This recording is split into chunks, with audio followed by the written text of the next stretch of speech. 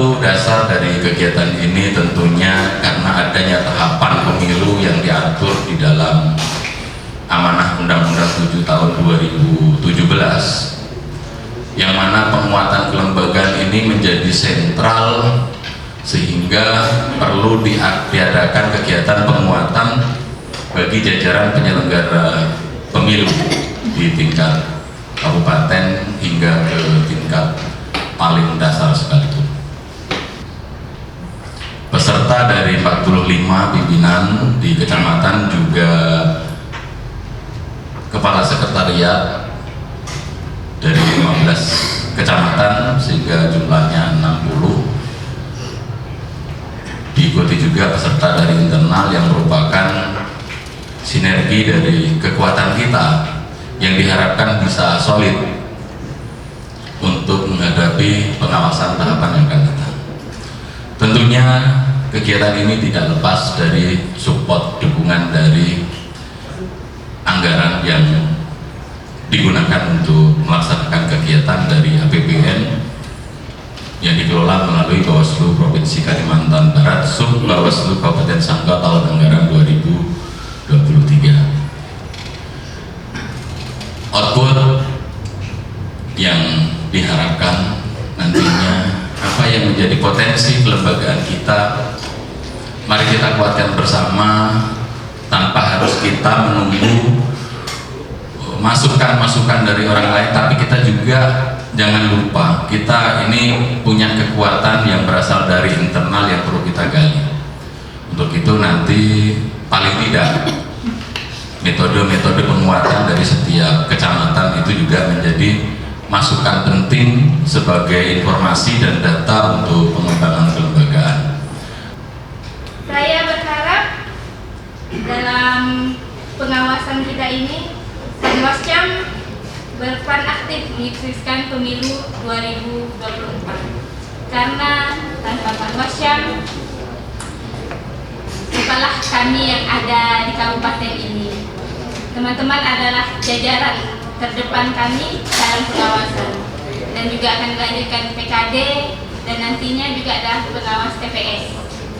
Demikian juga teman-teman dari sekretariat, mereka adalah teman-teman yang membantu, sangat berperan juga membantu teman-teman. Saya sudah merasakan bagaimana mereka membantu kami dalam pekerjaan, dalam pelaporan dan lain-lain.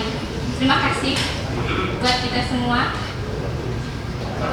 Kemudian nanti kita akan lanjutkan lebih jauh lagi bagaimana masing-masing divisi akan memberikan paparannya dalam nama Tuhan Yang Maha Kuasa. Fasilitasi penguatan kelembagaan bagi jajaran Panwaslu Kecamatan Kabupaten Sanggau dalam pengawasan tahapan pemilu tahun 2024 saya nyatakan dibuka.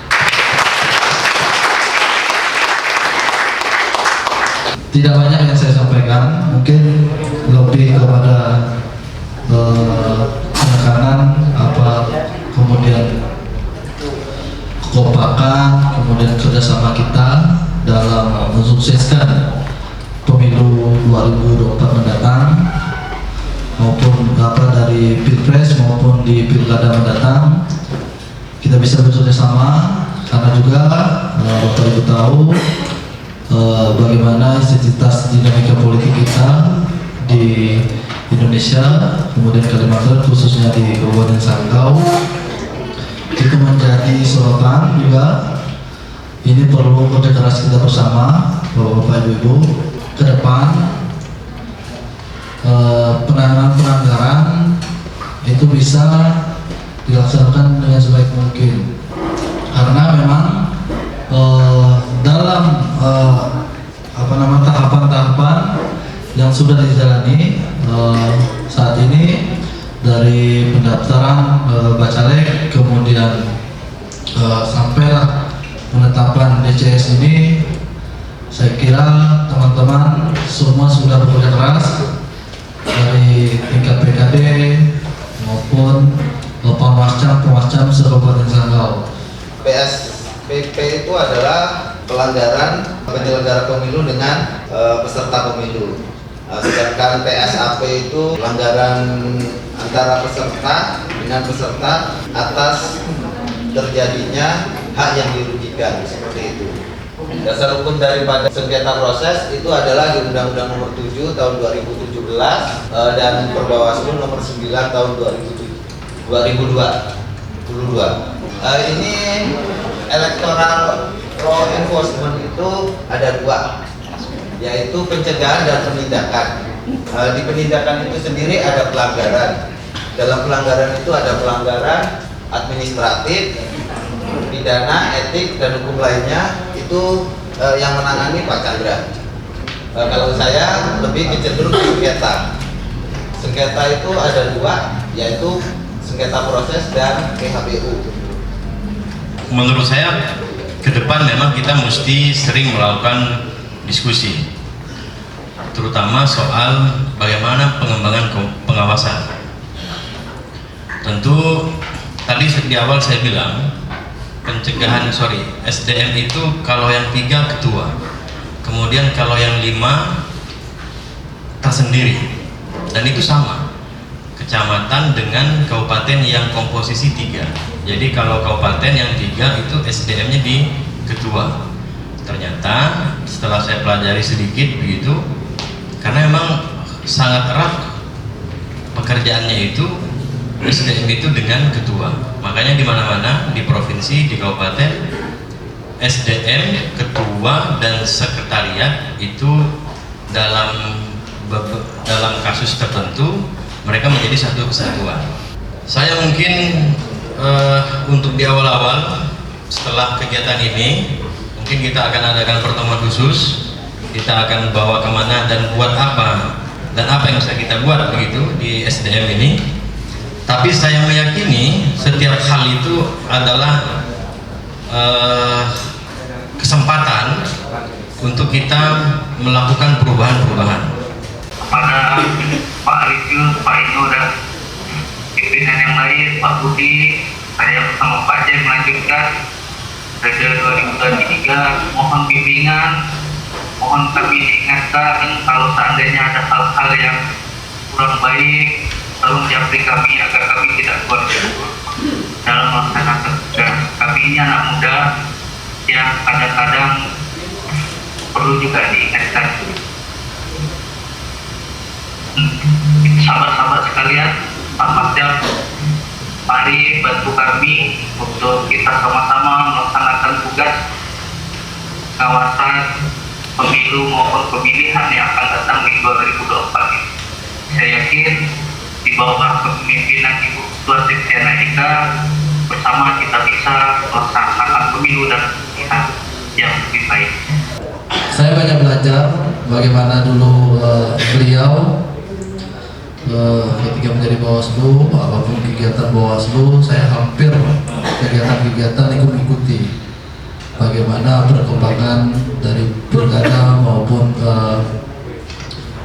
pilpres di 2019, bagaimana kerja-kerja Bawaslu waktu kepemimpinan Pak Lipius, sampailah berhasilnya beliau ketika melaksanakan tugas-tugas yang diagendakan dengan pilpres dengan teman-teman lain seperti Pak Ino juga, kemudian Pak Zaini dan Pak Safarudin. Kita di sini bukanlah siapa-siapa, karena kita di sini juga semua masih dalam tahap belajar dan Bapak Ibu adalah senior kami dan juga harus menyokong kami untuk kedepannya agar Bawaslu Kabupaten Sanggau lebih baik dalam menghadapi pemilu maupun pemilihan bupati dan wakil bupati, baik gubernur dan wakil gubernur periode 2024. Saya harapkan semua di sini kita saling bersinergi. Saya dan Pak Lipius menjadi pengawas pemilu itu dari 2017, bermula dari situ. Jadi bekerja di Bawaslu itu bukan hanya soal jabatan, bukan hanya soal status, tetapi lebih kepada menjadi keluarga, ya, menjadi teman gitu kira-kira. Karena kami 2017 itu sama-sama tidak saling mengenal, baik dengan Pak Ino, dengan Pak Alivius, dan juga dengan struktur yang ada. Banyak kenangan yang sulit untuk diucapkan kira-kira, ya, terutama di saat-saat kami mengawal Pilkada Sanggau pada saat kami bertiga menjadi pemberi keterangan di Mahkamah Konstitusi.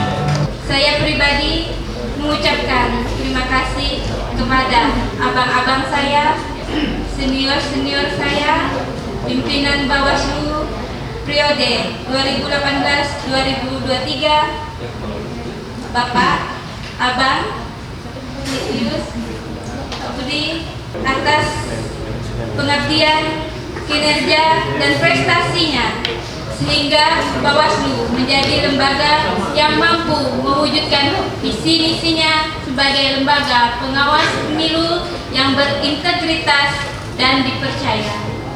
Semoga kami para pemimpin baru ini mampu melanjutkan bahkan meningkatkan pencapaian yang telah diukir oleh para senior-senior kami, sehingga kami pun bisa melanjutkan apa yang sudah dikerjakan oleh para senior kami terdahulu, sehingga kami pun menjadi badan pengawas pemilu terbaik.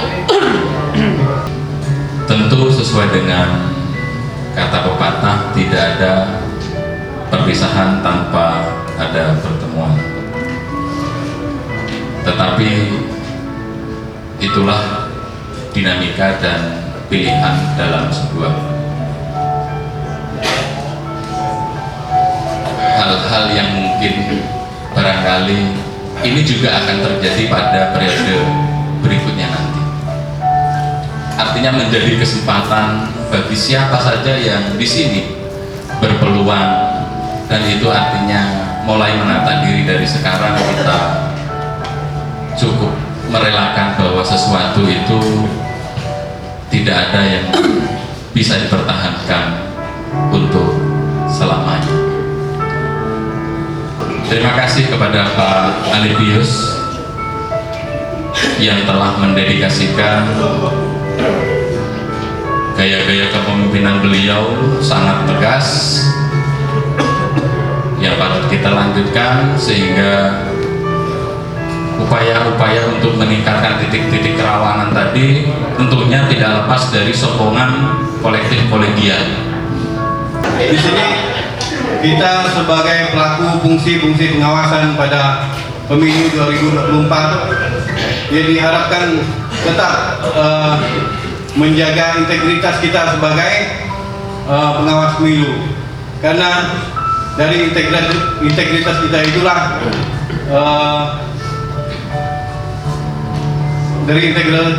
bahwa kehebatan kita akan diperhitungkan. Apa yang ingin saya sampaikan tidak lepas dari tujuan kita berkumpul di malam hari ini. Kalau bicara tentang kesan, tentu banyak yang memang terukir, banyak memang tercatat, walaupun tidak dalam sebuah buku, tetapi banyak hal yang memang telah dilalui. Seperti akan disampaikan oleh Pak Jaili, kami mengawal proses pengawasan di Kabupaten Sanggau ini mulai dari ad hoc. Kami juga kurang lebih posisinya seperti Mas Joko malam hari ini, Du Eka dan Chandra. Kami pada saat awalnya memang juga baru, maka kami mesti harus segera belajar saat itu. Salah satu gedung yang menjadi idola saya adalah gedung MK itu. Akhirnya 2 kali turut bersidang di Mahkamah Konstitusi. Itu bagian yang